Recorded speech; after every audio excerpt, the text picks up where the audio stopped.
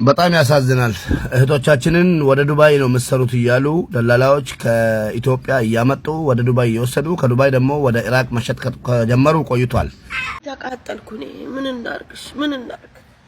እንዴት ናችሁ? እንዴት ዋላችሁ ውዶቼ? እንግዲህ ስነልፊል ላይ 3 አበሻ ሬሳው ተቆራርጦ እንደ ሽንኩርት ምን አይነት ጨካኝ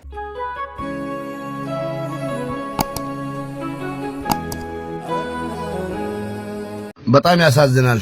እህቶቻችንን ወደ ዱባይ ነው መሰሩት እያሉ ደላላዎች ከኢትዮጵያ እያመጡ ወደ ዱባይ እየወሰዱ ከዱባይ ደግሞ ወደ ኢራቅ መሸጥ ከጀመሩ ቆይቷል። ኢራቅ ተብላ ለመቼ እናታችን የመጣችው ወደ ዱባይ ውስጥ ነው መሰሪው ተብላ መጣ። ዱባይ ከደረሰች በኋላ ወደ ኢራቅና ወደ ሌላ ጆርዳን ምናምን ነገር ይላካሉ ከዱባይ ውስጥ ማለት ነው። እንደዚህ አይነት ደላላዎችን ማጋለጥ ያስፈልጋል ማለት ነው። እና ኢራቅ ያላችሁ እህት ወንድሞቼ በተለይ ሴቶች ኢራቅ ያላችሁ ተጠንቀቁ በጣም ማለት ነው። እዛ የሚከራከርላቸው ሰው የለም፣ ማንንም ሰው የላችሁም እዛ ሀገር ማለት ነው። ወደ ዱባይ ተብላችሁ የመጣችሁ እህቶቻችን ወደ ኢራቅ ከተባላችሁ ልትደበደቡና አይናችሁ ሊጠፋ ካልሆነ በስተቀር ወደ ኢራቅ እግራችሁን እንዳታነሱ መልእክቴ ነው ማለት ነው። ሁሉ ሼር በማድረግ የዚችን ደላላ ፈልጋችሁ ቶሎ ደላላ ወደ ዱባይ እንድመለሳት ማስደረግ አለብን። ኢንፎርሜሽኗን ሙሉ እየወሰኩኝ ይጃላችሁ መጣለሁ። ፎቶዋን፣ ቁጥሯን፣ ሁሉን ነገር ኢንፎርሜሽኗን ይዤላችሁ ቀርባለሁ። ሁላችሁም ላይክ በማድረግ ተቃጠልኩ እኔ ምን እናርግሽ? ምን እናርግ? እንዴት ናችሁ? እንዴት ዋላችሁ ውዶቼ? እንግዲህ ስነልፊል ላይ 3 አበሻ ሬሳው ተቆራርጦ እንደ ሽንኩርት ምን አይነት ጨካኝ ምን አይነት እስስት ነው ግን እንደ እጁ ይዞት የሰውን ልጅ እንደዚህ እንደ ሽንኩርት ቆራርጦ አንድ ሻንጣ ላይ አድርጎ ቆሻሻ ቦታ ጥሏል። ህይወታችን ወዴት እየሄደ እንደሆነ አያችሁ? ሊባኖ ለህይወታችን ከንቱ ሆኗል። እህቶቻችሁ ጓደኞቻችሁ ወጥቶ የቀሩት ካለ ደዋውላችሁ ጠይቁ። ይሄን ቪዲዮ ሼር አድርጉላቸው። የቀሩት ካለ ኤምባሲ አትበሉ። አንዳንዶቻችሁ ኤምባሲ ትላላችሁ። የት ኤምባሲ አለን? እኛ ቤሩት ላይ አለን ኤምባሲ። ስንሞት ሬሳችን የሚለቅም ኤምባሲ ነው። በህይወት እያለ ለኛ የማይቆም ኤምባሲ አይደለም። ኤምባሲ አለን አትበሉ። እኔ ከሞትኩ በኋላ ኤምባሲ ቢለቅመኝ ባይለቅመኝ ሬሳ ምን ያደርግልኛል? በህይወት እያለ ቼክ ካላደረገ እግዚአብሔር ይጠብቀን። ባላችሁበት አላህ ይጠብቃችሁ። ራሳችሁ። አሰላሙ አለይኩም ወራህመቱላሂ ወበረካቱ። ውድ ቤተሰቦቼ እንደምን አላችሁ? እኔ ያለው አልሐምዱሊላህ ረብል ዓለሚን በጣም ሰላም ነኝ። ሁላችሁንም ሰላም ብያለሁ። ክርስቲያን ወገኖቼ እንደምን አላችሁ? ሰላም ናችሁ? በያላችሁበት ሰላማችሁ በዘተ ተረፍርፍ ይበልልኝ። እንግዲህ ዛሬ በአዲስ ቪዲዮ ወደ እናንተ ብቅ ብያለሁ። ሰሞኑን ጠፍቻለሁ። ያው ትንሽ አልተመቻቸልኝም ነበር። ኢንሻአላህ ከዚህ በኋላ በአዳዲስ ቪዲዮ ወደ እናንተ መጣለሁ። ይህም ቪዲዮ ለሁሉም ተደራሽ እንዲሆን ግን ሼር፣ ላይክ እያደረጋችሁ ለሌሎች እንዲዳረስ በማድረግ አዳዲሶች ደግሞ ሰብስክራይብ በማድረግ ቤተሰብ እንድትሆኑ ስል በአክብሮት እጠይቃለሁ። በምስሉ ላይ የምታዩት እናታችን እንግዲህ ከኢትዮጵያ ዱባይ ላይ ሄዳ እንደማንኛችንም ዱባይ ላይ ሄዳ ሰርታ ቤተሰቦቿን ራሷን ለመቀየር ነው የሄደችው ማለት ነው። እንግዲህ እንደምታዩት ወጣት አይደለችም፣ ትልቅ እናታችን ናት ማለት ነው። እቺን እናታችንን ግን ዱባይ ወስደው ለሰው ልጅ ይህ አይገባውም። ሀቂቀተን የሰው ልጅ አረመኔነት እኔ እንጃ ፈጣሪ ስለሆነ ብቻ ችሎናል እንጂ እንደኛ ጨካኝነት እንደኛ መጥፎ ስራነት ለአንድ ቀን ማደር የለብንም። እቺ እናታችን እንግዲህ ወደ ዱባይ እንደማንኛችንም ሄደች። ልትሰራ ልትለወጥ ነው።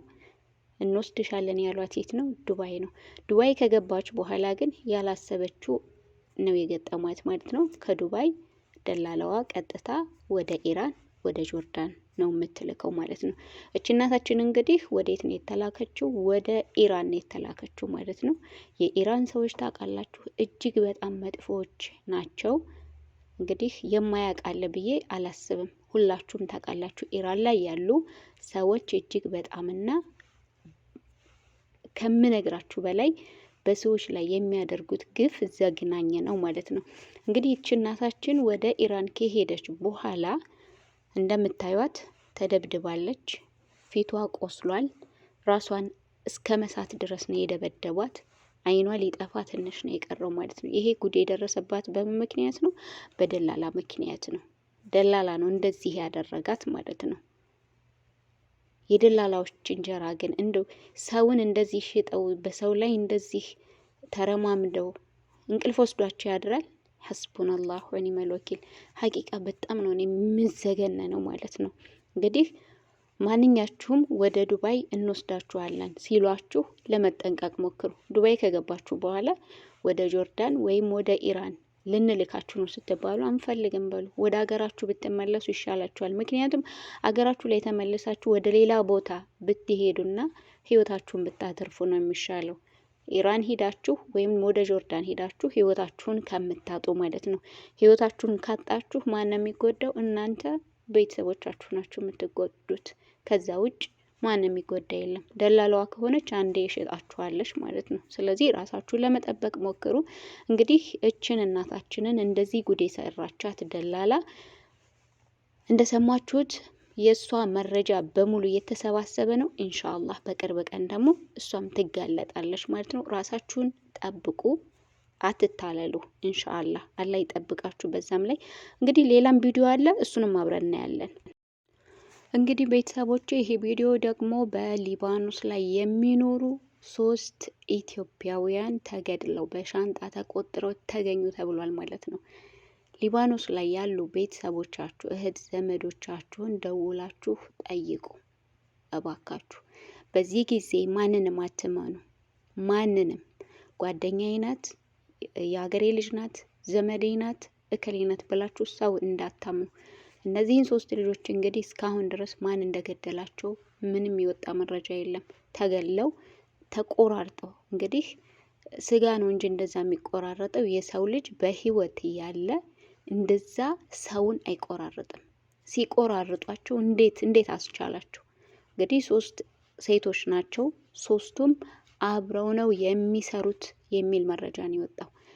በምን እንደተቆራረጡ በገዛ ጓደኛቸው ይሁን በሴት ይሁን በወንድ ይሁን የወጣ መረጃ የለም። ነገር ግን ተቆራርጠው ሻንጣ ውስጥ ልክ እንደ ልብስ ገብተው ቆሻሻ ቦታ ተጥለው ነው የተገኘው። ቆሻሻ ቦታ ተጥለው ነው የተገኘው። አስቡት እንግዲህ ምን ያክል ጭካኔ፣ ምን አይነት ጊዜ ላይ ምን አይነት ቀን ላይ እንደደረስን ማለት ነው።